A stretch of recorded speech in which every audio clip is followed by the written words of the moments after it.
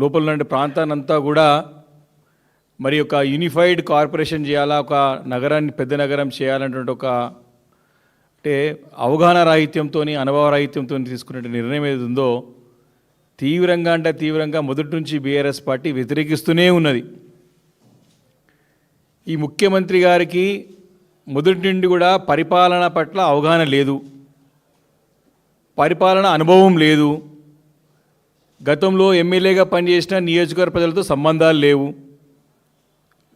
Parliament సభ్యుడిగా ఉన్నటువంటి రేవంత్ రెడ్డి గారికి ప్రాంతంలో ఉన్న సమస్యలు తెలియదు, ప్రజలకు మనోభావాలు తెలియదు.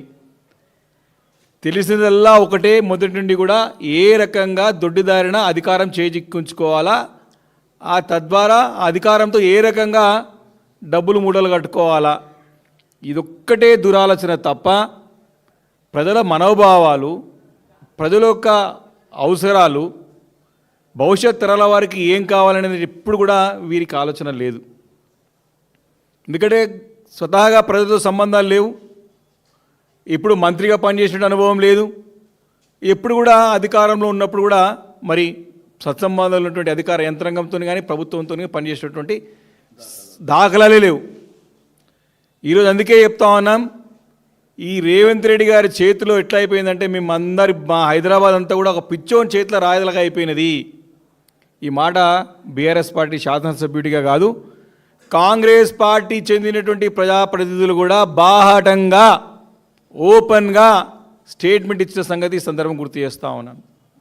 నేను అసెంబ్లీ సమావేశంలో జిహెచ్ఎంసీ అమెండ్మెంట్ బిల్ ఏదైతే దానిపైన ఉన్నదో చర్చ ఉన్నదో మేము బహిష్కరించి వచ్చిన తర్వాత కాంగ్రెస్ పార్టీకి చెందినటువంటి ఇబ్రహీంపట్నం శాసనసభ్యుడు స్పష్టంగా ముఖ్యమంత్రి గారి ముట్టకాయలేసే విధంగా మాట్లాడిన సంగతి నేను సందర్భం గుర్తు చేస్తూ ఉన్నాను.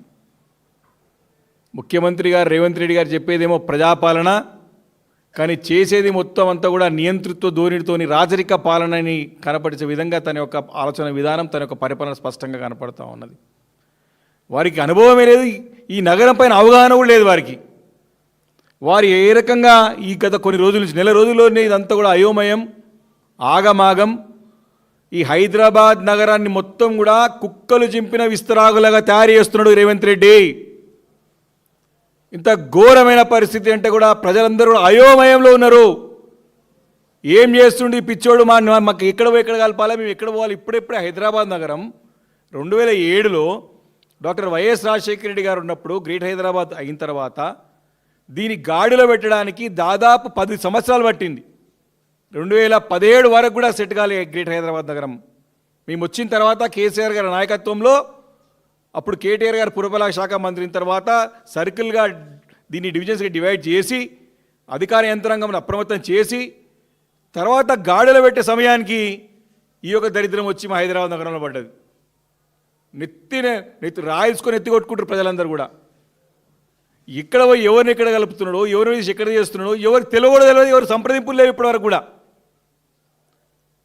ప్రజాభిప్రాయం ముఖ్యమంత్రి గారు ఇప్పుడు పెద్దలు శ్రీనివాస్ యాదవ్ బాగా చెప్పినారు, ఏదైనా మీ అభిప్రాయం తీసుకుంటా, మీ ప్రజాభిప్రాయం కావాలా, మీ అభిప్రాయం కావాలా, మిమ్మల్ని సౌత్ కొరియా తీసుకుపోతా, మిమ్మల్ని ఎక్కువనో తీసుకుపోతా అని చెప్తున్నాడు. ఎక్కడ వద్దు నాయన, ఇక్కడ మా మాట ఇంటి చాలు, నువ్వు ఏడో కొరియా తీసుకుపోయి మాకేం ఘనకారం చేసే అవసరం లేదు నాయన. రేవంత్ రెడ్డి గారు మా కొంపలు ముంచకు, మా హైదరాబాద్ ప్రజలందరూ కూడా ఏడుస్తున్నారు, నీకు బాధ ఉండొచ్చు ఏ ఎమ్మెల్యే గెలవలేదని చెప్పేసి, నీకు ఉండొచ్చు ఇక్కడ ముఖ్యమంత్రిగా హైదరాబాద్ నగర ప్రజలు గుర్తిస్తలేరని చెప్పేసి, కానీ నీ పాపం తీసుకొచ్చి మా పైన చుట్టకు, హైదరాబాద్ నగర ప్రజలు చుట్టకు, నువ్వు ఏదున్నా నీ సొంత పార్టీ నాయకులను అడుగు నాయన, మమ్మల్ని కాదు. తర్వాత సంగతి అసెంబ్లీలోనే మాట్లాడు.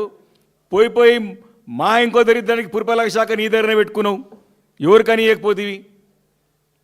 ఎంత దౌర్భాగ్యమైన పరిస్థితి అంటే గ్రేట్ హైదరాబాద్లో, ఇంత దిగేర పరిస్థితి అంటే హైదరాబాద్లో మొన్నటి వరకు కూడా, ఇప్పుడు కూడా రిలేటెడ్ లెక్క, గ్రేట్ హైదరాబాద్ నగరానికి చెందినటువంటి వ్యక్తి మంత్రి లేడు 2 సంవత్సరాల వరకు కూడా. నువ్వే అంటున్నావు సగం జనాభా రింగ్ రోడ్లో పడిన హైదరాబాద్ నగరం అనుకుందని చెప్పేసి. ఒక్కడంటే ఒక మంత్రి ఉండాలి కదా. అజరుద్దీన్ కూడా ఎందుకు పెట్టారు మంత్రి? జూబిలీ సెలక్షన్స్ అందరూ అడుగుతారు కాబట్టి నువ్వు మొన్న ఇచ్చినావు.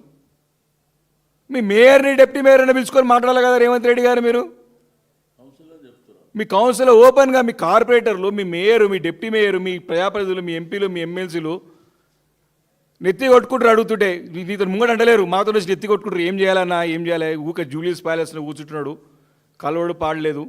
11 తర్వాత 11 లోపల లెక్కలు, 11 తర్వాత అని ఇక మీ ఢిల్లీకి మూటలు, పొద్దున లెక్కలు, మధ్యాహ్నం మూటలు పోసుడు, పొద్దున అంతా 11 వరకు ఇన్కమింగ్, 11 తర్వాత ఈవినింగ్ వరకు అవుట్ గోయింగ్, సాయంత్రం ఎంత మిగిలిందో కౌంటింగ్.